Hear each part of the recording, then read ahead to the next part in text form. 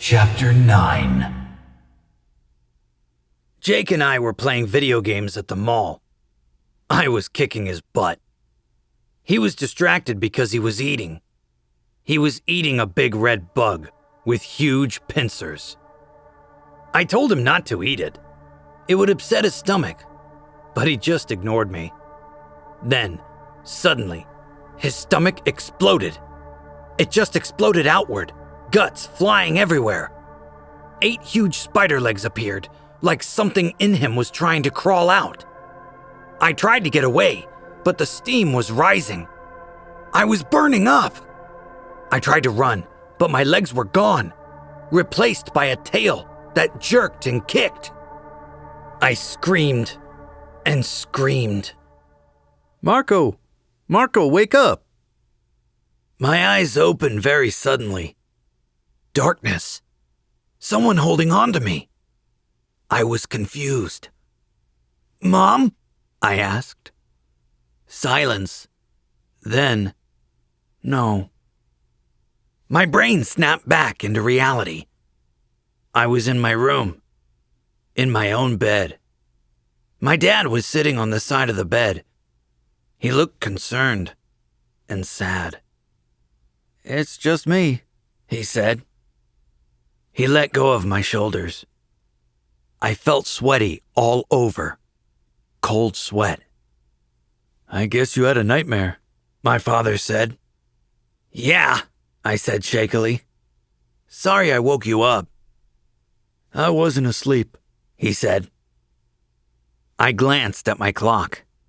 The red numbers showed 3:18 a.m. I didn't have to ask why my dad was awake. He often sat awake late into the night, sometimes watching TV, sometimes just staring into space. He'd been that way since my mom died. My dad looks very different from me. For one thing, he's pretty tall. He's paler than me too, and has light brown eyes. My mom was Hispanic, very dark hair and eyes. Everyone says I look like her.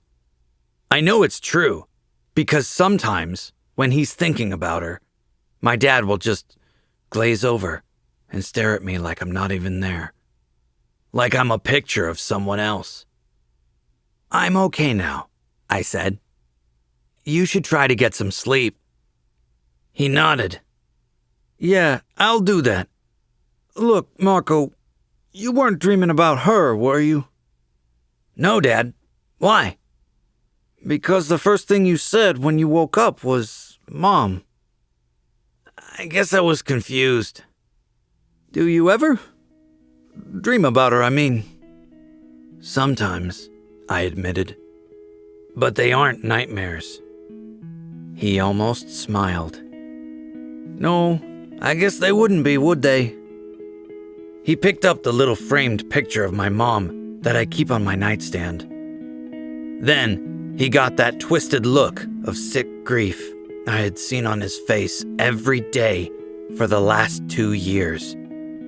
Part of me is mad when I see him that way.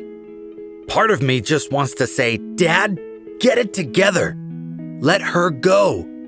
She's dead. She doesn't want us spending the rest of our lives mourning. But I never do say that. After a few minutes, he got up. He made some last remark about how I shouldn't be worried about bogeymen, and left. I knew he would sit out in the living room alone, and eventually fall asleep in his chair. I lay there in the dark and tried to get the dream out of my head.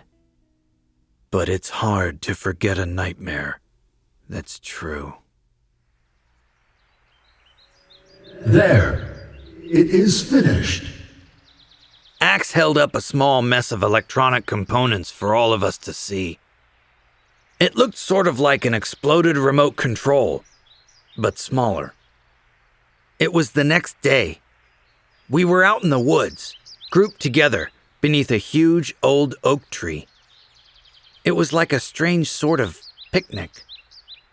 Jake and Cassie had each brought hand tools for Axe to use, screwdrivers, a solder gun, a battery-powered drill, a hammer, wrenches, pliers, and, of course, we had the electronic parts we had stashed in the trash before the lobster incident. Rachel had brought sandwiches. I'd brought a 6-pack of Pepsi. It was a nice day, sunny and warm. I needed a nice day. I needed sunlight. I'd had a bad night, with too little sleep. "So, Axe," I said, "what is it?"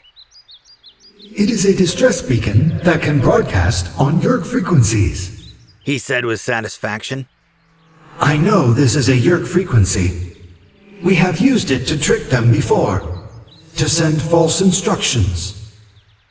All it needs is a Z-space transponder, Jake said wearily, rolling his eyes at me. I think Jake may have been a bit ragged out by the lobster incident too. He seemed snappish and kind of unfocused. Not at all Jake-like. And since we can't get a Z-space transponder, it's basically useless, right? Rachel asked. Yes, totally useless without the transponder. Rachel threw up her hands. Then what exactly are we doing? Jake just shrugged. Cassie sidled up next to him and gave him a small sideways hug. No one was supposed to notice, but right away, Jake's harsh look mellowed a little. That wasn't doing anything for my bad mood, though. Well, I'm guessing that in about 2 centuries or so, humans will discover zero space and make transponders, whatever they are. But in the meantime, I'm going to have a sandwich. Tobias came drifting down through the branches and leaves of the tree, almost silent. He landed on a low branch of the oak. No one anywhere near here, he reported. Looks safe. At least as far as you guys are concerned. But there's a golden eagle about a quarter mile south. I think I'll stay out of sight for a while and hope he goes away. Not for the first time, I realized how tough Tobias's life is. He shares all the same dangers we do, but he also has all the dangers that come from being a red-tailed hawk. Golden eagles sometimes prey on hawks. They are bigger and faster than he is. So, what's up? Tobias asked. We have a completely useless distress beacon, Rachel said. We need a transponder that probably won't be invented on this planet for a century or 2. How about Chapman? Tobias said. What about Chapman? I asked. Chapman is the assistant principal at our school. He's also one of the most important controllers. I used to hate Chapman. I mean, once I knew that he was a controller and all. But then, we learned that he surrendered his freedom to the Yerks as part of a deal to keep his daughter, Melissa, safe. It's hard to hate someone for protecting their kid, even if he or she ended up being a deadly enemy. That's one of the terrible things about fighting the Yerks. The real enemy is just the evil slug in a person's brain. The host is often totally innocent. We know that Chapman communicates with Visser 3, Tobias said. He talks to Visser 3 on the Yerk mothership, or on the Blade ship, wherever Visser 3 is. Doesn't that mean that Chapman's secret radio thing must have one of these Z-space transponders? Yes, Axe said instantly. If this controller speaks to any Yerk ship, he would have to have a Z-space transponder. The Yerk ships are all cloaked. Cloaking technology requires a Z-space deflection. Jake caught my eye. That's pretty much what I figured. I smiled, despite the fact that I had a bad feeling about the way this conversation was going. How big is a Z-space thingy? Cassie asked. Axe held 2 of his fingers close together, indicating something the size of a pea. There would be several redundant units in any transmitter.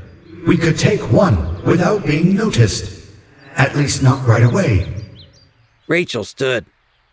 "We are not going into Chapman's house again," she said firmly. "The last time we did, we almost got Melissa made into a controller. We cannot morph her cat again. Chapman is on guard now. It won't be easy this time." She realized what she'd said and added, "Not that it was exactly easy the first time." "A historic first," I observed. "Rachel saying no to a mission." "Rachel's right," Jake said. "We do nothing that will endanger Melissa again. So the cat is out. Also, any other plan that means major risk that Chapman will discover us." For a while, no one said anything. Finally, Ack spoke silently in our heads. I cannot ask anyone to take risks for me. You rescued me from the bottom of the ocean. You sheltered me. And my foolishness almost got Prince Jake and Margot killed yesterday. What he said surprised me a little. I guess I'd expected him to argue that we should try and help him. "What if?" Cassie began. We all looked at her. "Yes?" Jake asked. "What if there was a way to get into Chapman's basement room, the secret room where he keeps the transmitter, without even going through the house, with almost no chance of getting caught?" I felt my heart sink. As long as it doesn't involve anything with an exoskeleton. I'd meant it as a joke, but Cassie just looked at me solemnly. "What?" I demanded. "A lobster again? How is a lobster—" "No," she said. "Think smaller. Much smaller. Much, much smaller."